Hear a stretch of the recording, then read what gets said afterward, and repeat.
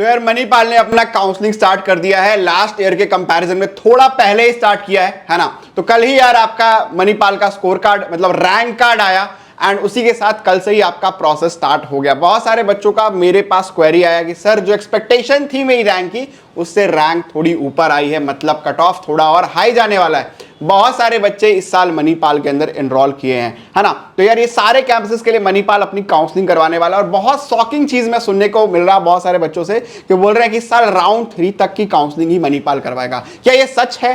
तो बहुत अच्छे से मैं समझाऊंगा कि एक्चुअली मणिपाल की काउंसलिंग किस तरीके से होती है। इस वीडियो को एंटायरली एंड तक देखिए, आपके सारे डाउट्स और कंफ्यूजन क्लियर कर दूंगा। एक्चुअली जो मणिपाल में आप सोच रहे हो वैसा होता ही नहीं है। तो इस साल भी कुछ बड़े चेंजेस मणिपाल ने किए हैं। सबसे पहले मैं बता दूं कि स्पॉट राउंड इस साल भी मणिपाल कराएगा और स्लाइडिंग राउंड इस साल भी मणिपाल कराएगा। तो पूरे 5 राउंड ही आप मानो कि 5 राउंड की काउंसलिंग होगी। हाँ, आपको अच्छे तरीके से पूरे प्रोसेस को करके चलना पड़ेगा। तो भैया सबसे पहले कि भैया मणिपाल के अंदर कुछ जो बड़ा चेंज है वो ये है कि सीएसई कंप्यूटर साइंस इंजीनियरिंग जो ऑप्शन है उसको मर्ज किया गया है। मतलब सारे ब्रांचेस का मर्जर अब सीएसई रहा है मणिपाल मेन कैंपस में और बेंगलुरु कैंपस में। तो जो जो स्पेशलाइजेशन हुआ करते थे, चाहे आपका जो है कंप्यूटर साइंस टेक्नोलॉजी होता था या एआईएमएल होता था या आईओटी होता था, साइबर सिक्योरिटी होता था या डेटा साइंस होता था, तो अब ये सारा अलग अलग ना होकर के अब ये सीएसई हो चुके हैं। And seat intake almost same है। तो जो पहले सीट्स थी वही सीट्स अभी हैं, लेकिन अब इनका मर्जर हो गया है। तो इसका कट ऑफ पे क्या इंपैक्ट पड़ेगा? इसका कट ऑफ पे डेफिनेटली इंपैक्ट पड़ेगा। देखो, हम हमेशा कंप्यूटर साइंस की प्रायोरिटी ऊपर देते थे एंड स्पेशलाइजेशंस हम लोग नीचे फिल करते थे।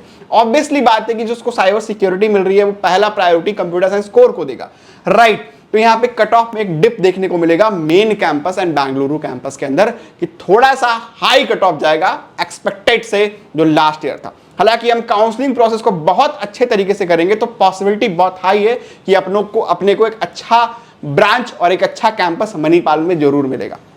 बाकी कैंपसेस में एज इट इज ही है, बस जो चेंज आया है वो कंप्यूटर साइंस के अंदर आया है और बाकी सब आज इट इज सेम है। तो अपने को ज्यादा घबराने की जरूरत नहीं है। तो ये वही बता रहा है कि भैया एमआईटी बैंगलोर के अंदर और स्पेशलाइजेशन अगर आपको लेना है या एमआईटी मणिपाल के स्पेशल लेना है तो सेकंड ईयर के सीजीपीए के बेस पे आपको देंगे।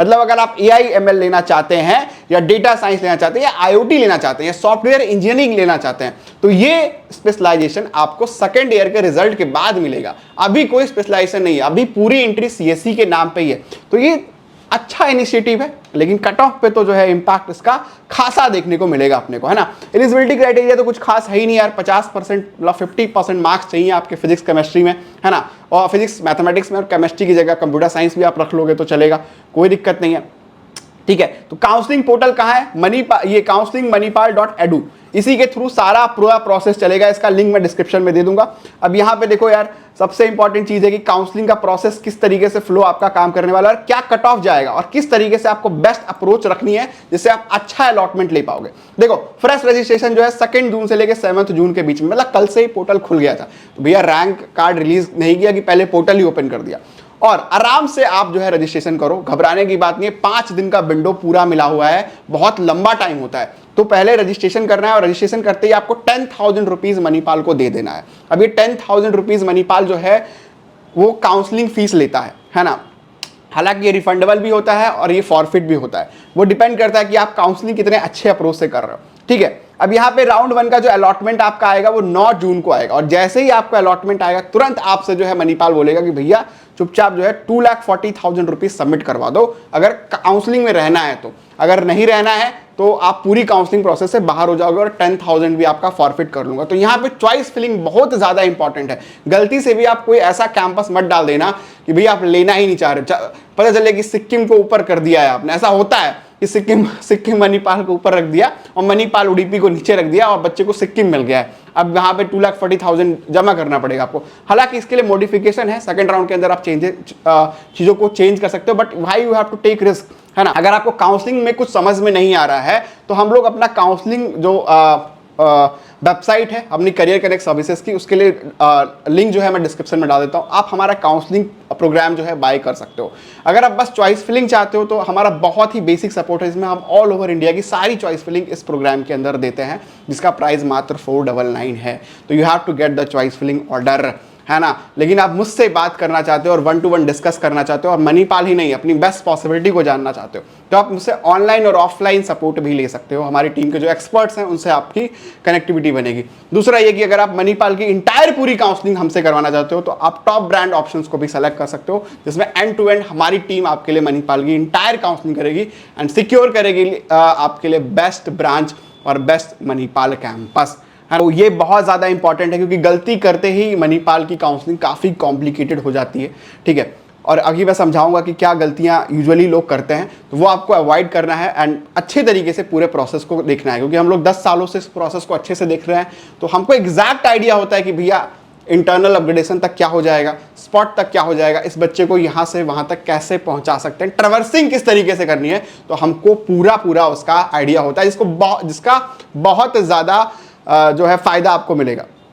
तो काउंसलिंग प्रोसीजर बहुत ज़्यादा कॉम्प्लिकेटेड नहीं है। पहले जो है आपको रजिस्ट्रेशन करना है, फिर चॉइस फिलिंग करना है, फिर आपका जो है अलॉटमेंट लेटर आएगा एंड फिर आप इंस्टॉलमेंट 1 करोगे, मतलब, और फिर इंस्टॉलमेंट 2 करोगे। इंस्टॉलमेंट 1 जो है 2,40,000 का है, वो आप रेडी रखो, जैसे ही आपको सीट मिलेगी तो 2,40,000 तो आपको एज इट इज़ देना पड़ेगा।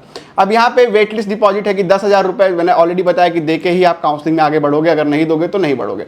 अब यहाँ पे वही चीज़ है कि 2,40,000 सबमिट करोगे एंड अगर आपने कोई गलती कर दी और मतलब फॉर एग्जाम्पल टाइम पे 2,40,000 सबमिट नहीं किया तो भी आप काउंसलिंग प्रोसेस से बाहर हो जाओगे, ठीक है। फिर आप राउंड 2 के अंदर एंट्री मिलेगी, लेकिन फिर से दोबारा 10,000 यू हैव टू पे, ठीक है। तो उसको बहुत केयरफुली करना है कि उस पर्टिकुलर विंडो में यू हैव टू पे दैट 2,40,000 रुपीज़, अपने साथ उसको रेडी रखिए, है ना। तो ये बहुत ज़्यादा इंपॉर्टेंट होता है। अब देखो सीट अलॉटमेंट के बाद यही बताया गया कि भाई आप मल्टीपल चॉइसेस को भर के चलो, कुछ ना कुछ मिलेगा ही, है ना, तभी आप जो है आगे पूरे प्रोसेस में फ्लो करोगे।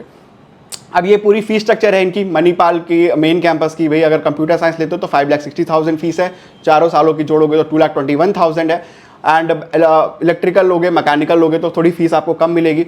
MIT बैंगलोर की फीस अप्रॉक्सीमेट सेम है मणिपाल उडुपी वाले से। MU जयपुर की फीस थोड़ी सी कम है और सिक्किम की फीस काफ़ी कम है, तो वो डिपेंड करता है। हालांकि कैंपस आपको बहुत अच्छा लेना चाहिए, है ना, उसके लिए ज़रूर आप डिस्कशन कर सकते हो कि भाई आपके लिए बेस्ट क्या ऑप्शन और क्या कैंपस बन सकता है। तो यही सारी चीज़ें यहाँ पे लिखी हुई है एंड यहाँ पे सबसे इंपॉर्टेंट जो रूल है वो ये इंट्रा इंस्टीट्यूट स्लाइडिंग। ये काफ़ी ज़्यादा इंपॉर्टेंट राउंड होता है, इंटरनल स्लाइडिंग। बेसिकली ये आप मणिपाल के सेम कैंपस में कर सकते हो। मतलब फॉर एग्जांपल अगर आपको मणिपाल बैंगलोर मिला है इलेक्ट्रॉनिक्स के अंदर, तो आप अगर अपग्रेडेशन करोगे तो मणिपाल बैंगलोर के अंदर ही कंप्यूटर्स में जा पाओगे, आप मणिपाल उडुपी में नहीं चले जाओगे। अक्रॉस नहीं होता, ये आप सेम इंस्टीट्यूट में कर सकते हो। अगर इंटर स्लाइडिंग के बाद भी सीट बचती है तो वो भरी जाती है स्पॉट राउंड से, अगर स्पॉट राउंड के बाद भी सीट भरी जाती है तो वो भरा जाता है आपका जेई मेंस के रैंक के बेसिस पे, जिसपे हमने कई सारे बच्चों को जेई मेंस का रैंक के थ्रू भी मणिपाल कैंपस अलॉट करवाया है, राइट। तो इसका पूरा फायदा रहता है और ये देखिए ये सारी चीजें आपके इन्फॉर्मेशन ब्रोशर में ही लिखी रहती है, आपको यहीं से सारी चीजें पता भी चलेंगी, ठीक है। ऑप्ट आउट का ऑप्शन और विड्रॉ का ऑप्शन क्या होता है, किस तरीके से कैसे काम करना है, तो ये आपको विशेष तरीके से ध्यान रखना है। देखो विड्रॉ काफ़ी ज़्यादा इंपॉर्टेंट होता है और उसको बहुत सावधानी से यूज़ करो। अगर आपने गलती से भी एक बार विड्रॉ कर दिया काउंसलिंग से तो आप राउंड 1 से लेकर राउंड 3 तक की काउंसलिंग में अलाउड ही नहीं हो, आपकी एंट्री नहीं होगी, आप फिर सीधा स्पॉट राउंड में जा पाओगे, तो उसके लिए बहुत बड़ा लॉस हो जाएगा। तो विड्रॉ मत करना, है ना। तो विड्रॉ तभी लेना जब आप फुली सेटिस्फाई हो कि भाई मुझे कहीं और मिल गया है और मैं मणिपाल में आप बैठना नहीं चाहता, तब आप विड्रॉ ले सकते हो। देखो विड्रॉल वर्सेस एग्जिटेड का कैंडिडेट का ऑप्शन है, एग्जिटेड एंड विड्रॉ दोनों अलग अलग हैं। एग्जिटेड वो है कि भाई आपने 10,000 सबमिट करवाया, है ना, अब आपने चॉइस फिलिंग करी, लेकिन चॉइस में कुछ ऐसा मिल गया कि भैया हम बढ़ना चाहते थे, कंप्यूटर साइंस मिल गया, सिविल लेना नहीं है मुझको सिविल, है ना, तो मैं 2,40,000 तो नहीं दूंगा। तो अगर नहीं दोगे आप तो वो आपको एग्जिटेड मार्क करेगा और पहले राउंड से बाहर करके अलग कर देगा। फिर आप सेकंड राउंड में अलाउड हो 10,000 दोबारा पे करके, लेकिन अगर किसी ने विड्रॉ कर दिया कि मेरे को चाहिए नहीं, मैं विड्रॉ कर रहा हूँ, तो वो आप किसी भी राउंड के अंदर अलाउड नहीं है। तो इस चीज़ का विशेष तरीके से ध्यान रखना है। हालांकि खूब सारी स्कॉलरशिप भी मणिपाल देता है, जिसपे हमने एक ऑलरेडी वीडियो बनाई है, तो उसको जरूर देखें। बहुत लोगों का डाउट क्वेरी कंसर्न रहता है कि सर डॉक्यूमेंट्स कौन कौन से लगेंगे मणिपाल में, तो भैया बहुत सिंपल सा है कि इसमें तो भाई कोई कोटा ही नहीं है ना। तो 10th की मार्कशीट, 12th की मार्कशीट और स्कूल लिविंग सर्टिफिकेट जो होता है वो चाहिए आपको, जिसको ट्रांसफर सर्टिफिकेट TC कहते हैं। एंड डेट ऑफ बर्थ जो है सर्टिफिकेट अगर आपके पास नहीं है तो 10th का जो मार्कशीट है वो डेट ऑफ बर्थ का काम करता है। आधार कार्ड चाहिए, पैन कार्ड चाहिए और 2 रिसेंट फोटोग्राफ चाहिए, ये चाहिए आपको बस। इसके अलावा आपको कुछ भी नहीं चाहिए। तो इतना ही आपको चाहिए होता है मणिपाल काउंसलिंग में डॉक्यूमेंट वेरिफिकेशन के टाइम पे, है ना। तो ये आज जो अपडेट है यहाँ पे मणिपाल का पूरा अपडेट आ चुका है। अब बढ़ते हैं आगे, है ना, और चीज़ों को और समझते हैं कि एग्जैक्टली मणिपाल का कट ऑफ किस तरीके से जाता है। तो अगर देखो हमने यहाँ पे मणिपाल जो मेन कैंपस है उसका कट ऑफ लिखा हुआ है कि भैया 1957 का स्टैब्लिश, एक बहुत अच्छा कॉलेज जिसका मीडियन पैकेज 8.48 का है ना। मीडियन पैकेज मतलब सारे ब्रांचेस का मीडियन पैकेज यहाँ पे है, नॉट कंप्यूटर साइंस। तो अब यहाँ पे अगर हम लोग कट ऑफ की चेक करें कि क्या कट ऑफ इसका रहता है, तो देखो ये इसका कट ऑफ है। तो कंप्यूटर्स में एंट्री के लिए आराम से जो है यहाँ पे 5910 तक होता था। तो इस साल भी अप्रॉक्सीमेट 5000 तक रैंक है। तो कोई ना कोई मणिपाल में कंप्यूटर साइंस की ब्रांच, एग्जैक्टली कोई ब्रांच ऐसा नहीं है, मतलब मणिपाल में सीएससी ही मिलेगी आपको। तो 5000 के अप्रॉक्सीमेट में टारगेट कर सकते हो। और इलेक्ट्रॉनिक्स वगैरह के लिए आप मणिपाल को जो है 8000 तक भी टारगेट कर सकते हो। ये लास्ट का कट ऑफ है ना।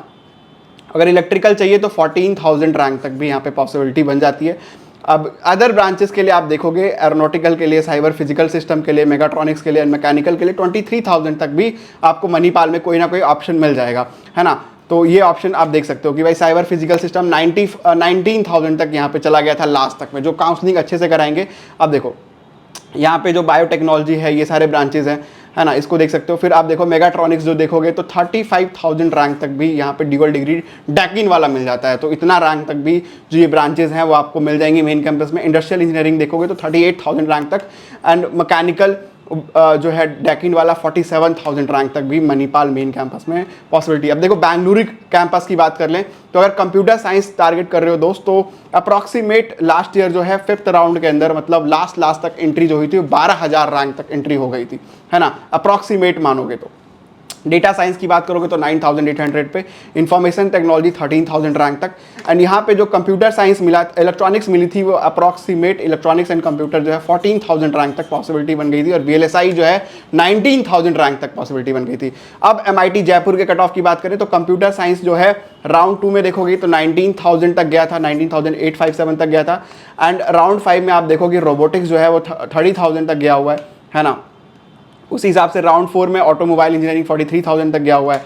तो ये अलग अलग, अगर IT देखोगे आप राउंड 5 में तो देखो कितना ऊपर जाता है। तो स्टार्टिंग के राउंड 7 में कट ऑफ आ जाता है, लेकिन जैसे जैसे आप अपग्रेड करोगे काउंसलिंग के अंदर, देखो प्रोसेस क्या है, देखो जिसको मणिपाल मिली है वो कोई ना कोई और काउंसलिंग में भी पार्टिसिपेट कर रहा है। तो होल्डिंग एंड अपग्रेडेशन का फॉर्मूला होता है बहुत सिंपल सा, कि आपको बहुत अच्छे अप्रोच से होल्ड करके आगे आगे बढ़ते रहना है और सारी काउंसलिंग का आपको आइडिया होना चाहिए, तभी आप बढ़िया लुत्फ जो है काउंसलिंग का उठा पाओगे, है ना।